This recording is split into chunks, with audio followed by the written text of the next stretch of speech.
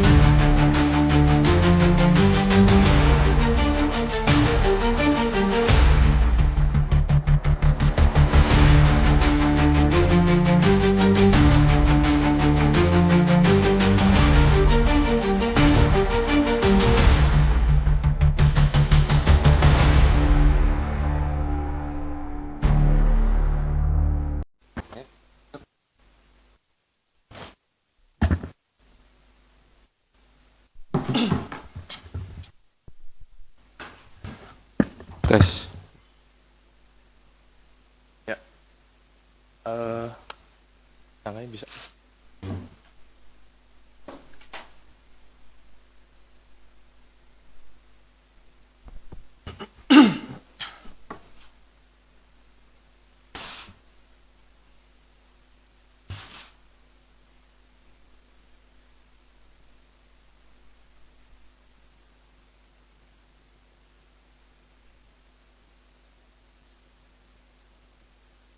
Sudah?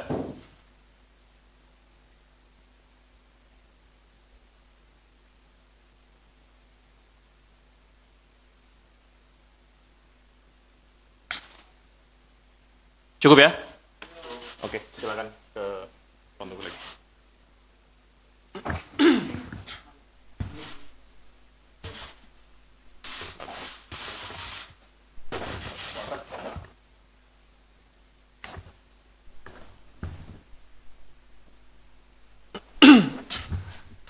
Baik, bismillahirrahmanirrahim. Assalamualaikum warahmatullahi wabarakatuh. Waalaikumsalam warahmatullahi wabarakatuh.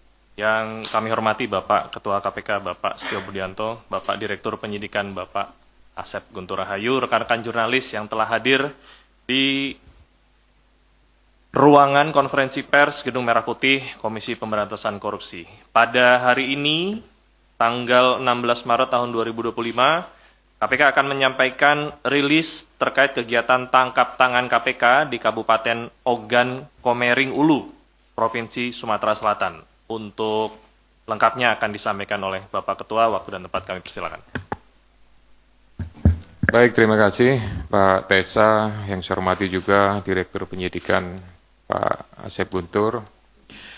Yang saya hormati seluruh wartawan, rekan-rekan jurnalis dan reporter media yang hari ini hadir di Komisi Pemberantasan Korupsi. Sore ini saya akan menyampaikan rilis kegiatan penyelidikan tertutup atau yang lazim disebut dengan tangkap tangan di Kabupaten Ogan Komering Ulu, Provinsi Sumatera Selatan.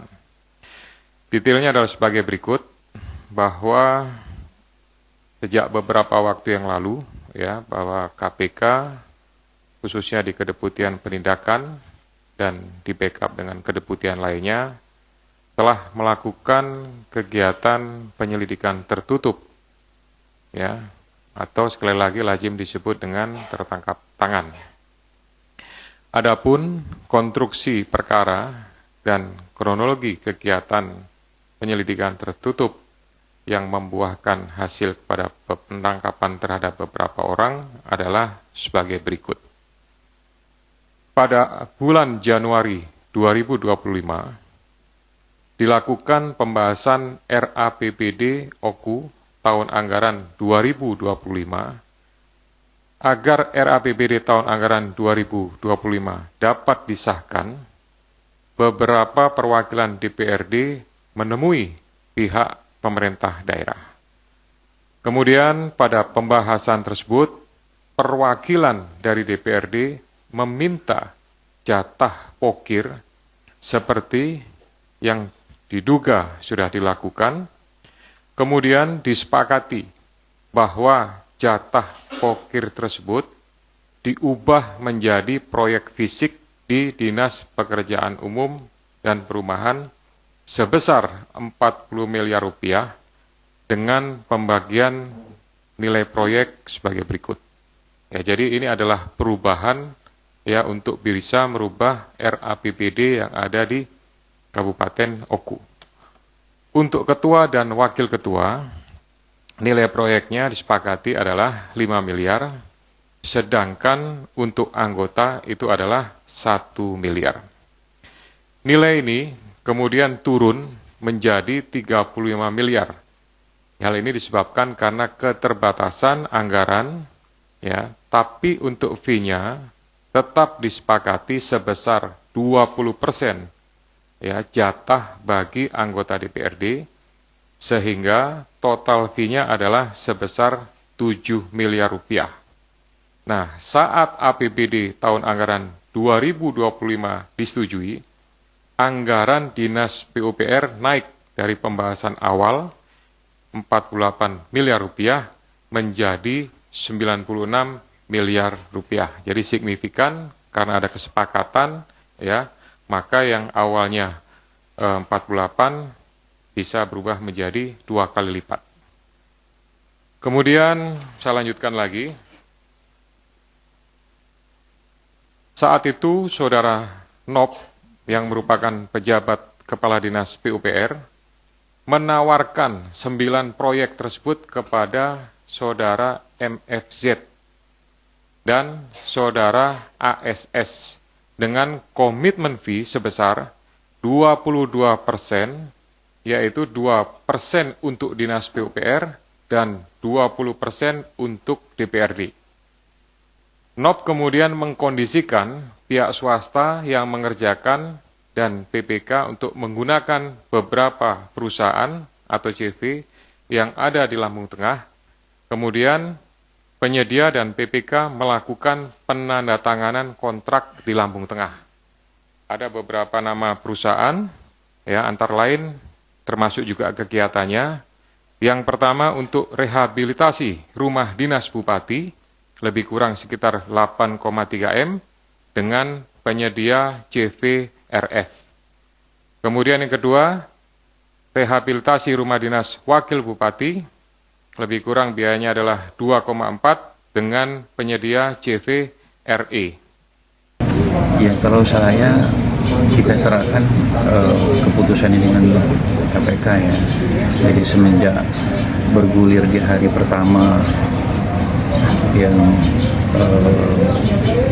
OJT itu dalam satu kali 24 jam kewenangan KPK untuk menyidik.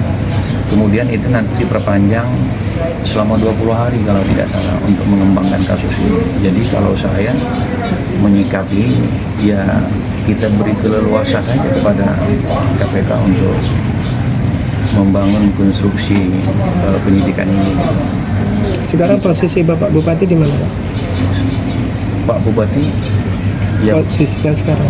Pak Bupati ada. Iya. Cuman dalam kesempatan ini beliau tidak hadir. Mungkin bisa ditanyakan dengan siapa yang kalau saya pikir roda pemerintahan tetap berjalan saat ini. Kalau secara ini tanggapan Bapak mengenai adanya keterlibatan pernyataan Saya KPK? nggak bisa mendahului dari keputusan KPK ya. Tadi saya sampaikan, KPK itu punya waktu 20 hari ke depan itu untuk mengembangkan penyidikan. Siapapun yang terindikasi, mau masyarakat biasa, pengusaha, ya kan, mau anggota DPRD, itu kan kewenangan.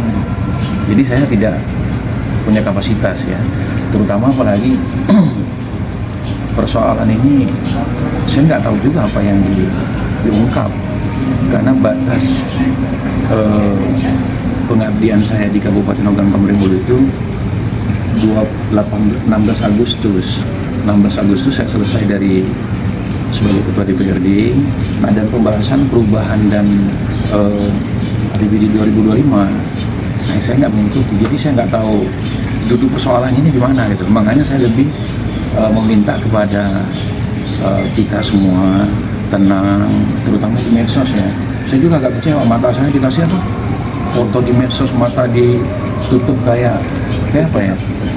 Kayak tersangka, kan nggak bagus. Saudara saya banyak loh di Batu Raja ini, jadi kasihan juga kan. Jadi saya minta juga kepada masyarakat Kabupaten Ogan Komering Ulu, ya mari kita kondusif, ya kan? Kita lihat persoalan ini, kita cermati dan kita serahkan kepada KPK. Saya pikir kalau sudah ke KPK semuanya akan bergulir, ya kan? Nanti berdasarkan pengembangan, ya KPK sangat profesional dan tidak bisa diintervensi oleh siapapun. Mungkin itulah Pak. Apa lagi ya? Ada yang lain? Cukup ya?